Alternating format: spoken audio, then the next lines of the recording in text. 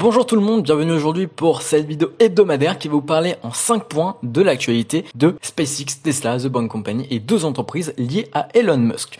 Aujourd'hui, je vais parler de la première actualité en ce qui concerne SpaceX. On va parler de Starship. Starship, vous savez, c'est un vaisseau qui a l'objectif d'emmener des vies et du matériel sur Mars. En ce qui concerne ce vaisseau spatial, il sera lancé par le lanceur lourd Super Heavy qui sait revenir sur Terre. Et d'ailleurs, ces deux projets, donc le développement de Super Heavy et de Starship, deviennent aujourd'hui la priorité de SpaceX.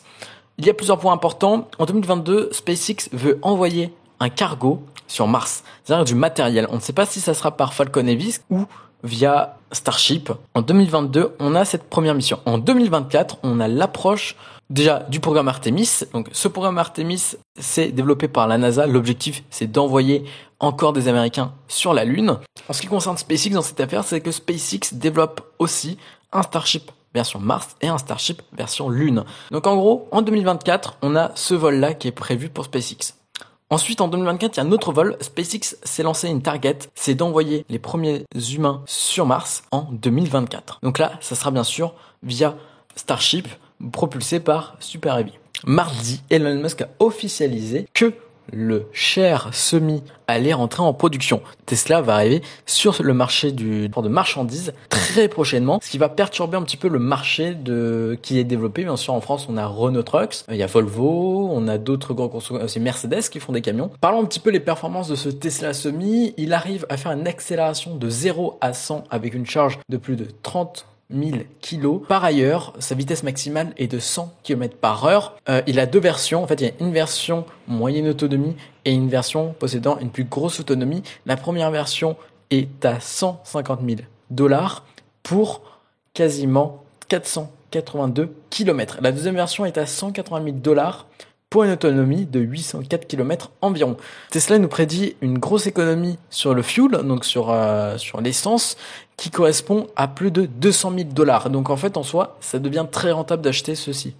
Par ailleurs, mercredi, il s'est passé quelque chose d'important pour Tesla.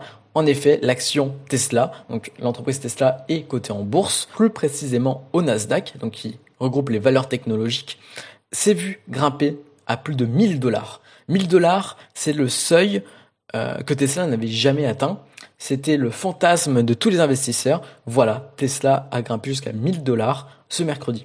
Et qui veut dire 1 000 $ veut dire aussi un grand point important pour l'entreprise d'Elon Musk. Tesla est devenue mercredi la plus grande entreprise, enfin du coup la plus grosse entreprise automobile du monde. En effet, la capitalisation boursière de Tesla a atteint 186 milliards de $, soit plus gros que Toyota qui était premier avant. Toyota a aujourd'hui 179 milliards de $. C'est un grand pas pour Elon Musk, pour l'entreprise Tesla et pour tous ses employés.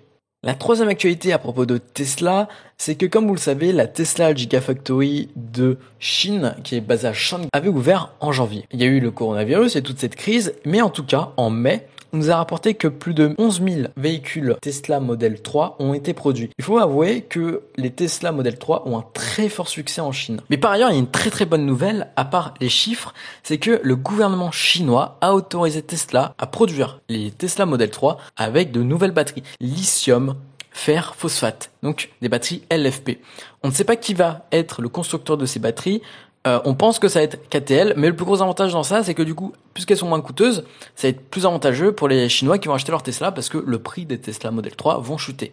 Mais le plus gros truc, c'est que c'est le cobalt, il y a beaucoup d'enjeux sociaux autour du cobalt, qui est assez contraignant. Et là, puisque ces batteries LFP ne sont pas constituées de cobalt, et c'est assez positif. Dans la nuit de mardi à mercredi, Tesla a dévoilé son rapport à propos de son impact environnemental. En effet, Tesla, le but, c'est d'être un groupe automobile qui soit le plus écolo possible. Donc comme vous savez, le problème des batteries, c'est qu'elles peuvent polluer. Mais chez Tesla, ils arrivent à produire, du coup, à recycler les batteries et à recycler les composants. Par exemple, un petit peu de brief, Tesla, en 2019, a recyclé 1000 tonnes de nickel, 320 tonnes de bronze ainsi que 110 tonnes de cobalt, ce qui est énorme. Par ailleurs, en ce qui concerne la consommation énergétique, on peut compter que Tesla a utilisé plus de 15 gigawattheures, ce qui est beaucoup, et cette électricité a été produite via les panneaux solaires de l'usine.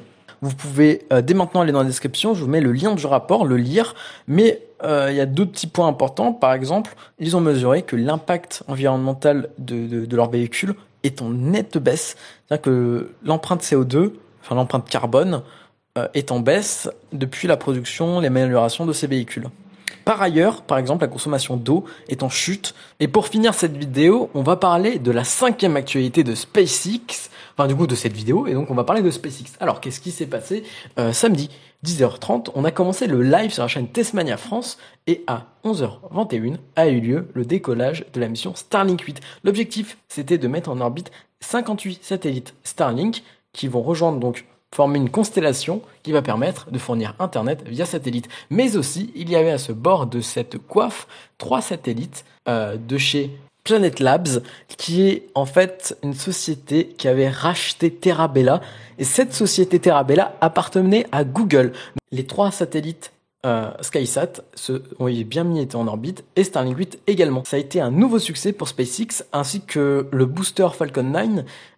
D'ailleurs, le premier étage est revenu sur Terre sur la plateforme autonome Ocicely. Aujourd'hui, je vous demande, que pensez-vous de ce Tesla Semi? Dites-moi, donnez-moi votre avis à propos de ce Tesla Semi. Nous, on se dit à la semaine prochaine, mais surtout, n'hésitez pas à vous abonner, à lâcher un like, activer la cloche, parce que sur YouTube, vous pouvez retrouver des lives de décollage, ou bien les gros lives pour les events Tesla.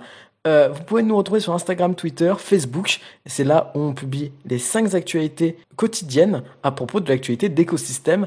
Et nous, on se dit à très vite. Peace!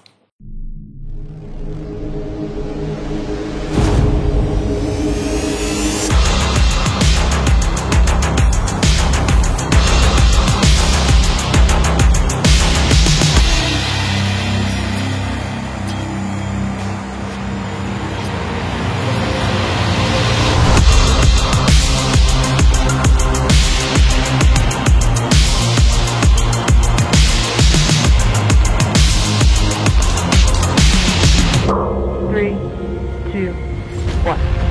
Ignition, liftoff.